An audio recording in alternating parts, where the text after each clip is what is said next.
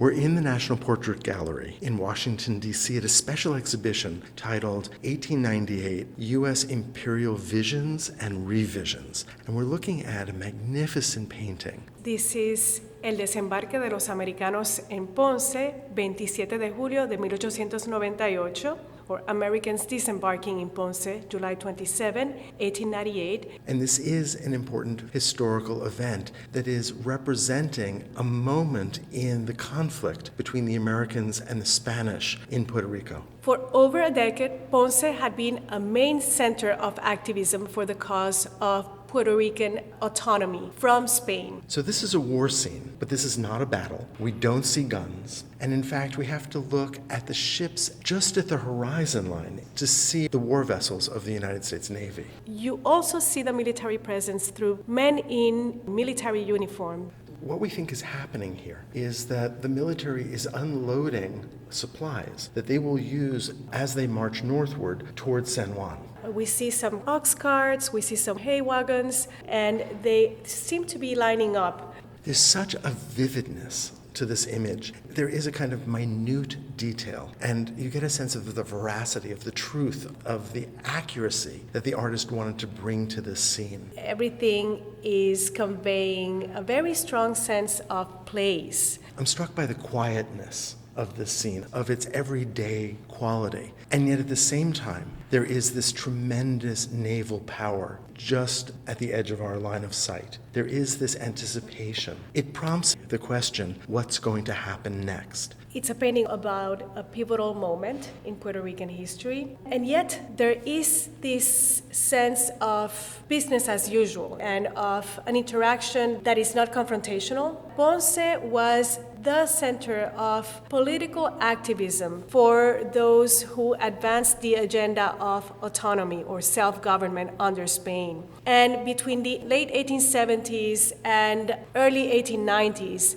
the reception of that movement by Spanish colonial authorities was not good. In fact, in 1887, there was great repression against those who advocated for autonomy. But then Spain does seem to recognize the necessity of allowing Puerto Rico, Cuba, to have some political autonomy. And they do then agree to a charter that grants Puerto Rico domestic autonomy. The island would not be given the power to conduct international affairs, but they could at least conduct their own domestic affairs. Spain is itself enduring a lot of insubordination, if you will, from its colonial subjects. And so by the end of the 19th century, it's a country that is tired of having to put all these resources to placating these different movements across the remaining colonies it has. And so yes, in November of 1897, Spain grants Puerto Rico a Carta Autonómica, its autonomic charter. It allows for a process of choosing a cabinet that is supposed to advance this new form of government of Puerto Rico as an overseas province of Spain, but with local autonomy. A cabinet is installed 8 days before the U.S. invasion through Guánica on July 25, 1898. And suddenly that changes the whole equation. What Puerto Ricans had been fighting for over a decade is suddenly in limbo. We don't know what is going to happen. However,